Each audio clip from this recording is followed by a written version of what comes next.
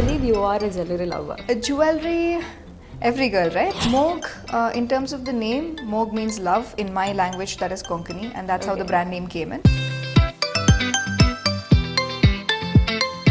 Luxury brands or luxury products is something I thought will go very well for me. So this is basically my requirement, that I want trendy jewels and I want to keep changing the designs every now and then, but also it can't be costly. I like finance. I like geopolitics, I like history, I like architecture. But when I'm introduced as an actress, nobody really talks to me about it. When I'm in the sets, more than the script or more than the depth of the story, I'm talking to the producer asking how this logistics is done, how much are you spending per day, how do you get this back. So I like numbers more. Malayalam movies, hopefully I'll be there soon. Like I said, it's my personal interest and personal wish to be there. I have a thing for the people there and for the language. I don't know why. I know you're learning Malayalam also a bit. എല്ലാം മനസ്സിലാവും, സംസാരിക്കാൻ പേടിയാണ്. That's nice. She rose.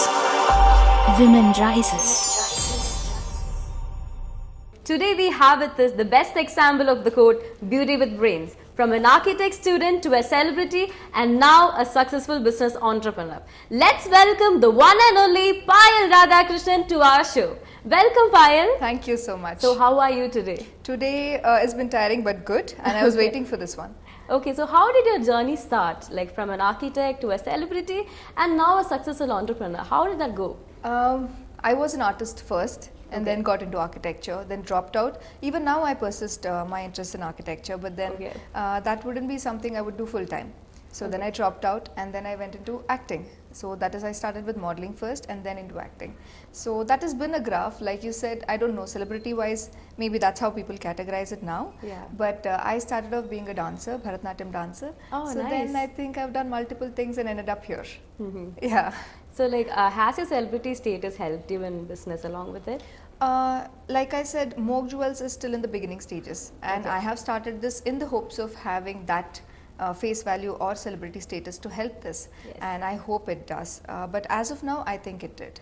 So I believe you are a jewelry lover. Jewelry, every girl, right? Every girl. Every girl, and there are types of jewelries.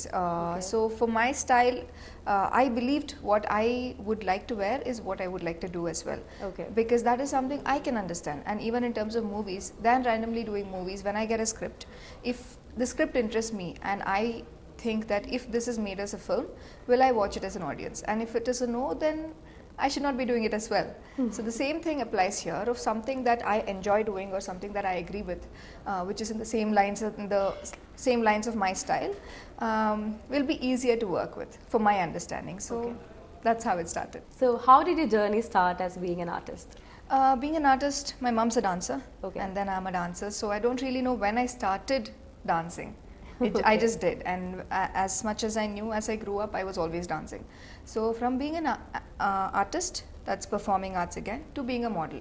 So when I was working as a model for all the brand ads and brand shoots, it's more like the client's requirements are there, right? And then you cater to it, and then you do the ad. And then when you read the ad scripts or whatever, you'll know how to push this brand, what is the client looking at. And at times, as a model, you'll feel like, maybe this is too cheesy to say out the lines or even the photo shoot or whatever. But actually when you look the same ad on screen in the TV, it makes sense.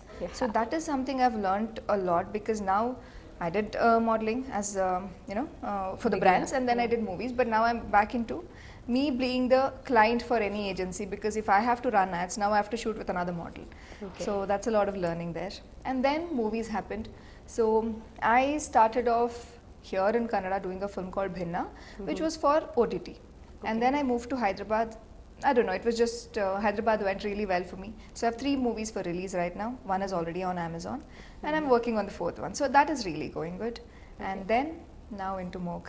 So how did Moog happen? Moog, in terms of the name, Moog means love in my language, that is Konkani, and that's how the brand name came in.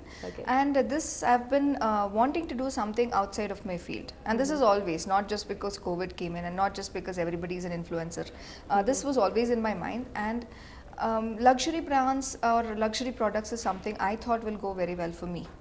It's just a thought, and then the thought grew, and then we thought we'll start off with jewelry as of now, and then with the market study and everything, because not at all into business, and then we want to do something in this field, so we have to choose a subject. So that itself took a while, because there's enough number of things that you can do, be it accessories, fashion, clothing, healthcare, so many things. So something that would align with my work, where I can use the face value, and also I didn't want to wait until my face value became so much, and then I'll be like, today let me do a brand, because I wanted the brand to grow with me.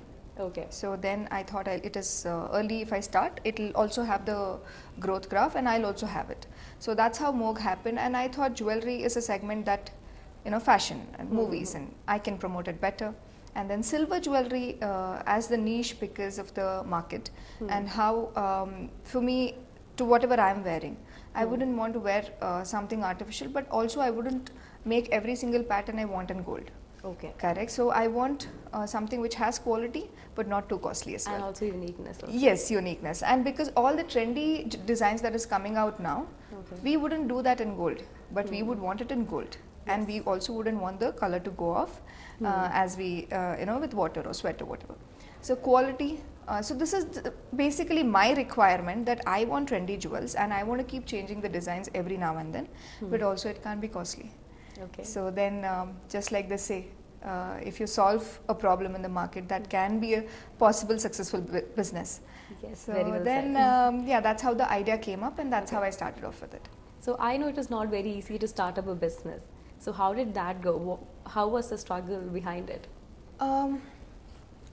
Struggle as in the initial stages, we right now I only have the struggles that I had to face, on Balancing making the both. brand, and balancing both. Like as in New Year is where I wanted the website to go live.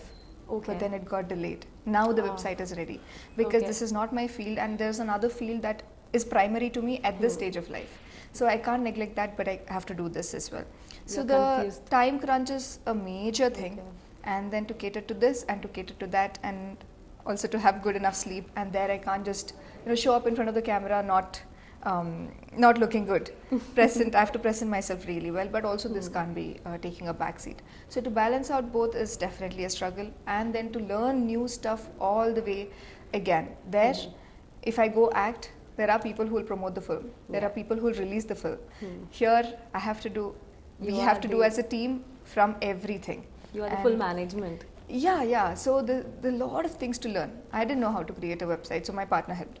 So many Okay. things that we didn't know, and we have to learn, and then we have to do. So the same idea, if a full-fledged business or somebody who's already into this tangent does it, will be easier. Yeah. So the struggles can't be equated. For me, this was the initial things that I faced. So yeah. So how well are you today now? In terms of where the struggles stand for Business more, and balancing both the lives.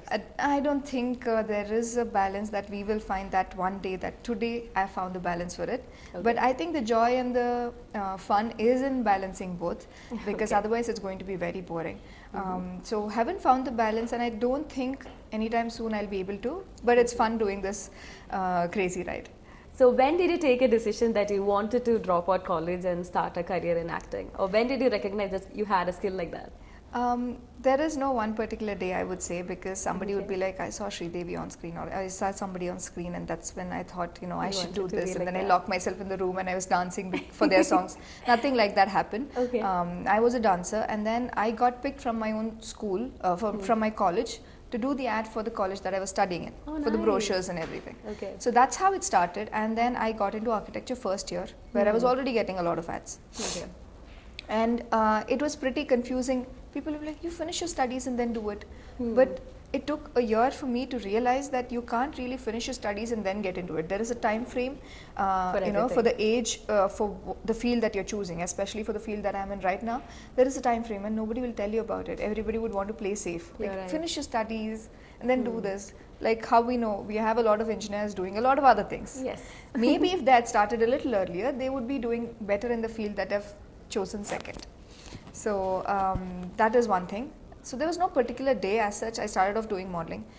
And as I got more and more ads, and I couldn't concentrate on architecture, I was hardly in college, and then I took a year for me to convince my parents that it's actually okay to drop this out, Oh my because God. I got there through merit. That must and have then been the hard for colleges, you. colleges not letting me go, all those things. But yeah, convinced everybody. You know, it's more like now you've dropped out. Okay. Went against everybody, you have to prove yourself. There It's is on no your other head. way, and then you Yeah. start working on it. Okay, so from a celebrity to an entrepreneur. So when did that journey start? Success maybe will come with more jewels, but before this also I tried doing a lot of things. So even during COVID, before COVID also, there was this organic food, something related to organic food I started. Something else I started, something else I started. So maybe this will be an interesting topic when Moog becomes really successful, and then I tell what are the other things that I tried before Moog happened. So this is more like you know, you see a lot of actresses also trying out different things, not just acting, or influencers being out, you know, trying out their own, their own brand. merchandise and Yes. products and everything. I think it is more to, for me personally, I think it's more to do with, I like finance. I like Okay. geopolitics, I like history, I like architecture. Oh my But God. when I'm introduced as an actress, nobody really talks to me about it. They would just want to know about what is the latest you know, shoot that Movie you you have did, or the done. makeup you did. And I used to wonder, why is it like that? And it's very upsetting because I would want some interesting topics, and that's when I met few of the team members here as well, because finance interests me. Okay. So I didn't want that notion of, if somebody is a little good looking, decently good looking, or into acting or into modeling, there's nothing else that they can do, and they got no brains. Yeah. So it is not just to prove that as a point, but it is also that if I can do something else, why not? So when I started this off, everybody is like, it was during COVID, the other segments, it was during COVID, and they're like, is that not going really good? Or is this just like an hobby? I'm like, no, that is not my hobby. This is not serious my about hobby. it, Both yeah. are really serious. And if I can do 2, or if I can do 3 and 4, I would like to do it. Okay. So that was the point of why I started it. I didn't want to hold back anymore. So do you have a success mantra? I don't know. I mean, you have been calling me a celebrity. I don't know if I am, because 3 of my movies are ready for release but yet to release. Okay. Success mantra is nothing but to enjoy the journey that you're in, rather than thinking that one day this happens and then this big break I get, and that day I'll be very happy. So I don't know when that will be, or which of these 3 lined up movies are going to be a hit. Okay. Maybe it'll be, maybe it'll not be. Maybe I'll have to wait a couple of more years for a hit. I don't know, but I just enjoy doing it. Okay. And that's it. That one day is today. Hopefully. Yes. So what are you more passionate about? Acting or being a business entrepreneur? I can't choose, because it's just like I said, time frame is very important. Right now, my first priority has to be movies, because overall when I see what I've planned for myself, I have to be doing amazing films, which is where I get my face value and my capital, which I can use in my business later. So I can't do this first and that later. This has to go in the order of me doing a lot of films, me gaining the face value, and then also that reflecting in my business. But also it's an interesting question, because I enjoy doing both. I like acting, but also I'm not one of those actors where I'm like, I'll just lock myself 6 months in a room to, you know, get depressed and then to play a character. I can't do that. I like fun movies. I like fun, Ongoing entertainer, comedy, bigger than, larger than life, because like they say, Telugu cinema especially, you know, this hero is fighting and then there's like 4 cars flying. Maybe, but I like it because you don't get it in real life. That's exactly why you pay those 300 rupees and go watch the film, because you want to feel something that you don't feel in real life. So my kind of movies are that I enjoy doing fun films. Now I might end up doing a Malayalam film as well, and that is because I have a thing for Malayalam. I have a thing for people from Kerala. So it's my personal interest. So anything that lets me enjoy, I do it. But it's not also very fun when you actually have to do a lot of day in and day out work, and it's very hardworking, and then you have to be very hardworking, no sleepless, you know, all the sleepless nights should be worth it. So for now it is this, but maybe in next 4-5 years I would have had a strong hold on the films, hopefully, that I'm doing. So then I'll pivot more into business, because that is what interests me. Okay, so you'll be balancing both the sides. Hopefully, I should be balancing both the things, because even when I'm in the sets, more than the script or more than the depth of the story, I'm talking to the producer asking how this logistics is done, how much are you spending per day, how do you get this back. So I like numbers more. So maybe I'll be able to find a balance, and maybe I'll be able to do both. Okay. So you have talked about your acting life. So how do you see Moog Jewels in the coming 5 years? Too early to say if everything goes as planned, because like I said, we launched it for New Year night we went online, but the work is still happening even till today. Because of the time I'm not being able to invest full-fledged. But in 5 years, hopefully it should be one of the brands that every age group is resorting to for everything that they need. Even in terms of example, that there was this small ornament ear cuffs which I saw in a Turkish series that I was watching. But in India, that is not there. Or like you would know, the waist chain that we have in the trend right now, last year you couldn't find waist chains anywhere. So now it's all around. So hopefully Moog will be able to bring in all the trendy or all the fashionable requirements and the newer designs first before any other brand, and we'll be able to cater to every age group. And we are more focusing on, Moog, as I said, is love. So we are more focusing on that love for jewels. With Jewel or with Moog as the product, we'll be able to share love, share messages, make each other feel good, gifting as the purpose. Because like I said, movies I like, larger than life. I like all celebrations. Valentine's Day, maybe you're single, maybe buy a ring for yourself. Or maybe if you're not single, buy it for the other person. But I like celebration. And hopefully with Moog, we'll be able to celebrate more stuff. We'll be able to encourage people to celebrate more stuffs to make their day special. So it's very clear from your young age you have been very ambitious. So there can be low days also during your struggle. So how did you manage it? Low days were there and will always be there. That's the truth. But you having passion and bigger dreams should not be affected by few of the lower, low days that you have. I'll tell you why. Because of course, you should be motivated, but the fact is that every day you'll not be motivated. And every day you can't find motivation from outside. It has to be from inside. If there are days where you feel low, it's okay to pass 1 or 2 days not doing anything. That's what I have found, which works for me. I don't know how it is for others. During COVID, you saw a lot of deaths. Even if it's not COVID, even if it's not a virus, even if it's a beautiful world, you can die any minute. So when you think about larger things in life like that, you will find the courage to do smaller things in life, because any which ways, if you start something and it doesn't work, what is the worst that can happen? So actually, I think this is the answer for success mantra that you asked back then, that I always think what is the worst that can happen, and whatever is the worst that can happen of what you're trying to start, and if you can handle it, you should anyway start, because it's very less chances that the worst can happen to you. Most of the times it's the good things that happen to people. So yeah, if there is something there are too many things that can go wrong, and so you should not really be worried about starting something new, trying something new, learning something new, dropping out of college. I mean, not that you have to drop out of college, don't do that. If you can finish your studies, that's good, but also do not waste a lot of time doing something that you don't enjoy doing, because time is really, really limited. So like you mentioned, we can die anytime, and during your 20s, so how do you advise on your finance planning? Yeah, I don't know for this interview if it was too heavy, but I think people don't talk enough about death, and when you think about it, everything else seems very happy, very nice, and very light, and that's the way to live. That let you do a lot of things if you think about it. And me being passionate or wanting to explore so many things, it's not that I have to be hardworking and shooting in the night and shooting in the day all the time. You have to have your days. I have my days where I have to travel. So finance in 20s is different from person to person, definitely. But for me, it is more on finding a balance of investing, also saving just in case, because my field is not like, you get monthly salaries. So you need to plan you need to have the projections for next few months if things don't go right, and also having to enjoy your life. So dividing all these 3 segments equally, you'll find the balance in a while. And I think that is very important. For me, it is more like I get a certain amount.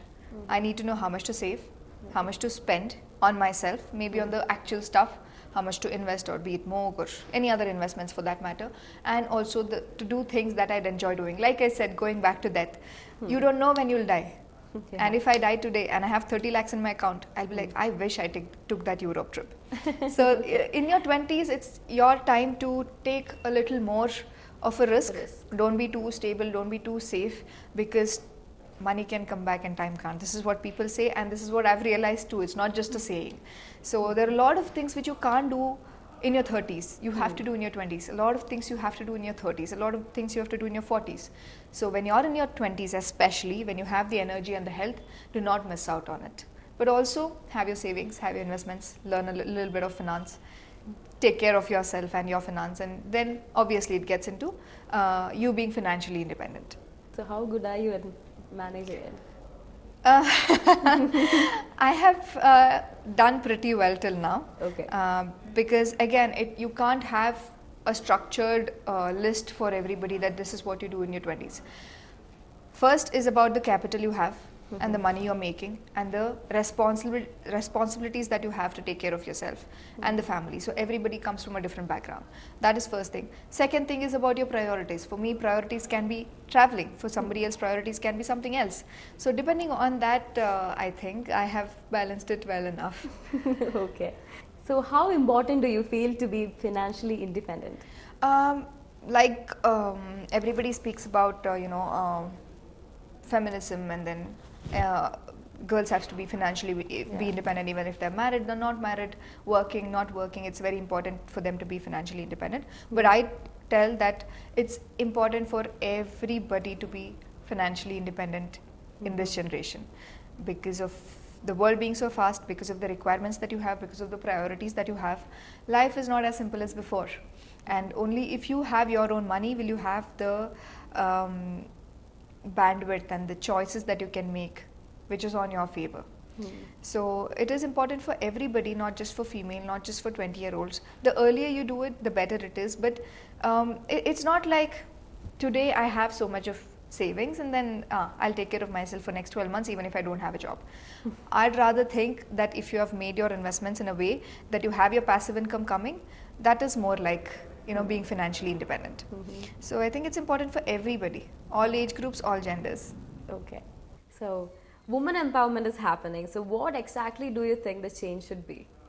Like we spoke about feminism as well, a lot don't know the meaning of feminism.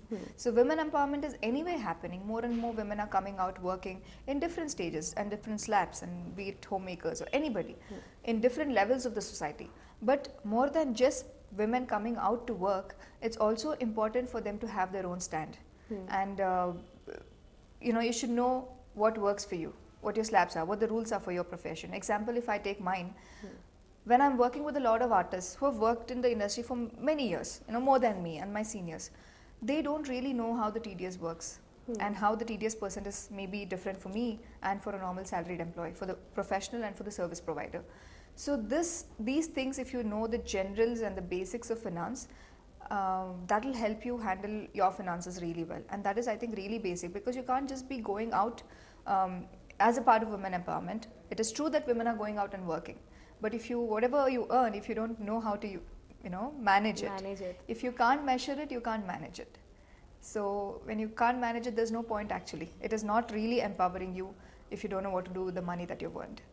So that, if that can change, women empowerment will actually be a better change than what it is right now. So what are the challenges women are facing in the workplace?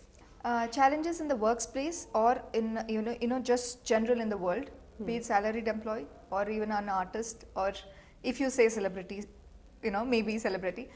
So all of these things, it's all the same, that people don't really believe the potential that you have. And it might sound funny, but if you're a little decent looking, they'll actually think that you have no brains. And it's very hard to get over that. Like I said, people don't really come and talk to me about finance or geopolitics or history or architecture. It's mostly like, this makeup, or you're doing this film, or you're doing this film with this guy. Okay. But I want somebody to talk beyond it. Or even if you're in an office space as a normal employee, people believe, example, I'll tell you about architecture, that most of the architecture offices have the men going out to the field or the site to do the survey and to come back. And most of the girls stick to interiors. Why is it so? If you're good at it, good. But if I pursued architecture, I would be on the site and not just doing the interiors and selecting the curtains. So it should not be typecasted that way. People should be let to do and explore what they can. Also, it's not, I don't agree with this feminism being pushed a little too higher, that just because she's a girl and now you can't, put her across, you have to give it to her. No, it has to go on who's talented, who can probably hold it, because in terms of business you have to get the numbers, be it a female doing it, be it a male doing it. But you should not have the generalized thought that the man can go out and do it and the girl can't, in terms of rough work. So the point here is about finding balance, because now we'll talk about a lot of fancy words, misogyny and feminism and everything. So just because your workspace has to be positive and you want to make it, you want to be shown as a feminist, you don't have to push the females. Everybody should prove themselves in work, but the only point is everybody should be let equally to prove themselves. So I think that's the only point about being equal here. So do you feel like in a workplace men are considered more than women? They are. That's what I'm saying. The balance is not just putting in females just because you have to have more number of females now in the fancy world, but also giving them equal chances, because there are a lot of things that men do which females can also do. Just like I gave an example about architecture. If I was an architect, I would be at the site. Maybe I would be into landscape. I wouldn't be into interiors. So that makes a lot of difference on how you look at it. And this is the major challenge you face in every field. Every field, no matter what. If you're independently working as an artist, or if you're a salaried employee, if you're partners, you can have two partners in a company. But how are you looked at?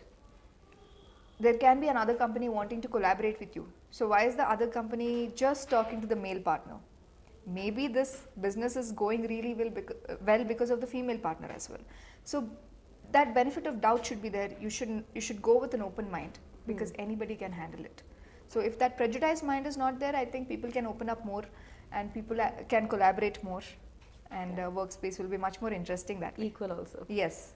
So just like how I was telling about equal opportunities given for men and women to prove themselves. Once they prove themselves is when the job has to be assigned, because nobody wants to have a failed business. So somebody capable should only take up the job. But also having to say that equal number of opportunities or chances should be given for both male and female to fail as well. If somebody is trying to do a business, a man is trying to do a business and then he doesn't, and then he fails again and he fails again. A lot of people have failed businesses, men. But there is no question of them quitting it, because you're a man, you're supposed to earn any which ways. So then people push you to do other business, they'll give you business ideas, they're like, maybe you should do this, maybe you should do this. But mostly when it's a female trying to do a business, not me, just generally also, anybody wanting to start something new, they'll be like, how will you be able to handle this? And this doesn't work this way, this doesn't work this way. And moment you have the first failure, they pressurize you to stop pursuing it. So it is not just about giving equal opportunities in terms of job, but it's also equal opportunities in terms of failing. So I knew from the beginning that if I start something now, it is not going to go big. I might have 4, 5, 6 failed things, and then something might come. So even now whatever I'm starting, it's not that I'm looking at for it to fail, but if it does, I should be able to accept it. But having to know that I can fail, I still do it, is where I learn. So equal number of opportunities has to be given for both male and female to fail. And that is where equality comes in. Like failing is also good. It's normal. Failing is good, and that's why people shouldn't be so traumatized about failing something. Normalize it, yes, it should be normal, and you should not have trauma is overly used these days, is what I feel. Maybe a lot of people are sensitive to what I'm saying, but trauma, the word trauma, or a lot of fancy words are just depression, anxiety. For everything you're anxious. Anxiety attacks and panic attacks, medically speaking, is something really big. It's clinically you have to be treated, but some small tension happens and you're like, I'm having an anxiety attack and I'm having a panic attack. Anxiety, Why? For what? So people are overusing the words, and it's not just about overusing the words. That way you're also letting yourself down. You'll be like, no, if I do this, I'll have this attack. Oh, if I do this, I'll be traumatized. If I do this, I might feel depressed. So might is not letting you do a lot. So yeah, if people can get a little over all these fancy words, and like I said, we spoke about death. when you think about the larger picture and what is the worst that can happen, and if you can handle it, you should do it. You won't be traumatized. So I'll ask a tricky question to you. What will you do if I give you 10 lakhs money? If it was before, I made a lot of mistakes. So I wouldn't do the same thing again, which is banking on something which is too good to be true. That is something I recently learned. As in, the term of too good to be true is something I recently learned. So when it's something too good to be true, do not put in it. If I had to start from the scratch now, I would go with something which is a little stable, low risk, and even if its returns are lesser, I would go with something little stable. And once I'm done with it, I would go for something mid and higher. Like they say, of course, if there is no higher the risk, higher the returns, maybe.